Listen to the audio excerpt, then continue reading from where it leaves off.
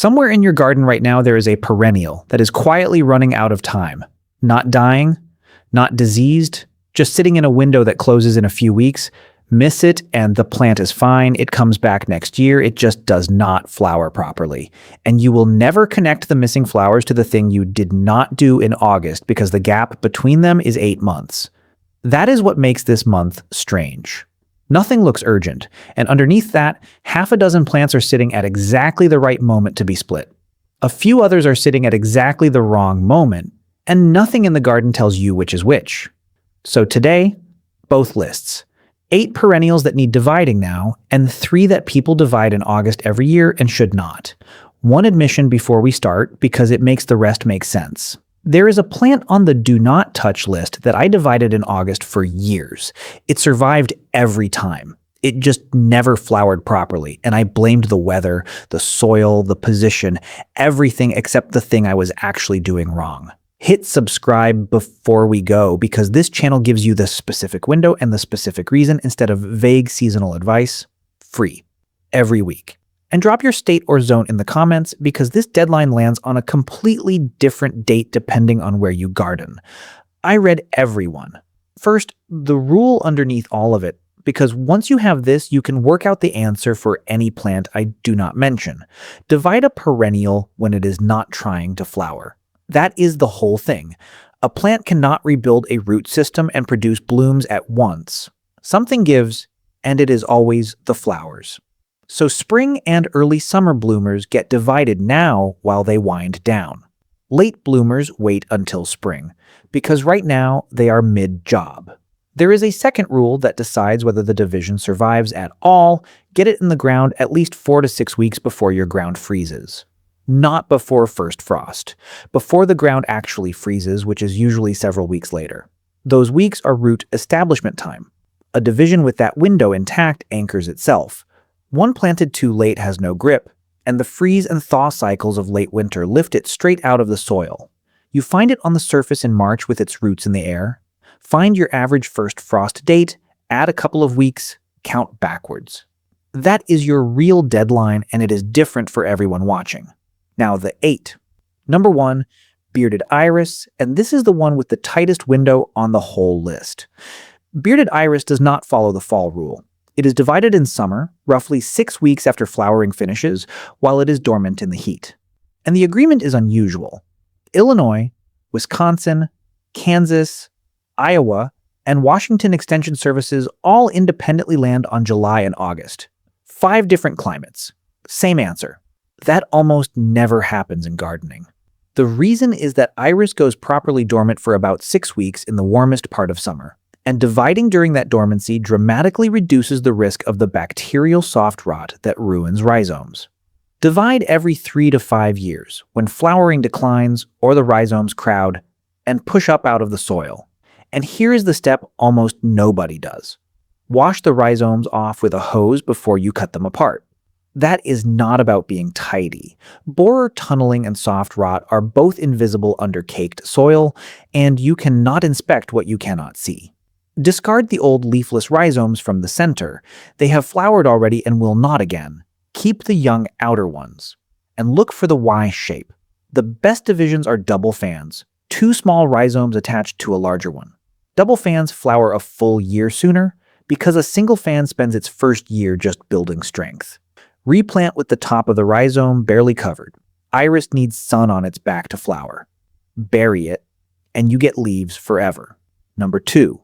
Daylily. And this is where I want to give you the number that should stop anyone who divides in spring. Up to 80% of spring-divided daylily clumps skip bloom entirely that year. 80%. Not fewer flowers. No flowers. Nobody connects it because the failure appears 4 months after the cause. You split a clump in April, it leafs out normally through May, and July arrives with nothing. Divide now instead, 6 to 8 weeks ahead of frost, while roots are growing actively, but top growth has slowed. The math here is the best on the list. One clump that has been in the ground 3 or 4 years splits into 6 to 20 plants. One technique that matters. Cut the foliage back to 6 or 8 inches before you dig, not after. It dies off after transplanting anyway, and removing it first speeds up re-leafing. Number 3. Hosta. Here is something most people do not know. Hostas never actually need dividing. Unlike almost everything else on this list, they do not decline when crowded. You divide because you want more plants, not because the plant is asking, so there is no risk in leaving one alone and no downside to splitting one up. A mature clump gives 4 to 6 healthy plants, more from the big cultivars. Fall beats spring here, because a division that goes in now sets roots in cool, moist soil and is ready to grow the moment spring arrives. A spring division builds roots while summer heat is coming at it, 30 days before frost minimum. Inside that window, pot the divisions and overwinter them sheltered instead. Number 4. Siberian iris. Not to be confused with bearded iris, and it plays by different rules. Siberian divides in late summer and early fall and needs it far less often. The signal is unmistakable. Wait until the clump forms a solid ring with a dead bare patch in the middle. That hollow center is the plant telling you it is time. Cut foliage back to 6 to 8 inches, dig the whole clump, split into sections with several fans and a good root system. Expect it to be tougher than you think. Number 5. Bee balm. Bee balm genuinely needs dividing rather than merely tolerating it. It spreads by runners, the center dies out, and by year 3 or 4 you have a ring of growth around a bald patch. Dividing fixes that and gives you plants. But there is a third benefit most people miss. It thins the clump. Thinning improves airflow, and better airflow means less powdery mildew, which is what turns bee balm gray every August. One action fixes a declining center, gives you free plants, and reduces next year's disease. Best value on the list. Number 6. Garden phlox. Same story. Same 3 benefits. Tall phlox gets congested, flowering drops off, and mildew moves into the crowded stems. Divide every 3 to 4 years.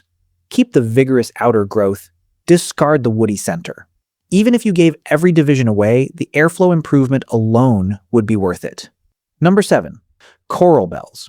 Heuchera has a habit worth learning to spot, because it is the plant telling you exactly what it needs. Over a few years, the crown pushes itself up out of the soil on a lengthening woody stem, until the plant sits proud of the ground with roots exposed to air. Gardeners call it heaving. When you see that, dig it up. Split the crown into sections, each with roots and leaves. Cut away the old woody portion, replant the divisions deeper so the crown sits back at soil level. You have rejuvenated a declining plant and multiplied it in the same 10 minutes. Number 8. Shasta daisy. Unusual framing on this one. Shasta daisy is short-lived if you leave it alone, and long-lived if you divide it. Leave one undivided for 4 or 5 years, and it often just dies out from the middle and fades away. Divide every 2 or 3 years, and it goes on indefinitely. Discard the woody center, replant the strong outer growth. You are not only getting free plants, you are keeping the original alive. If this is useful, hit like. One tap, and it reaches the next gardener about to dig something up at exactly the wrong moment. Now, the 3 you should leave alone. And this is the part almost no video covers. Do not touch number 1, peony.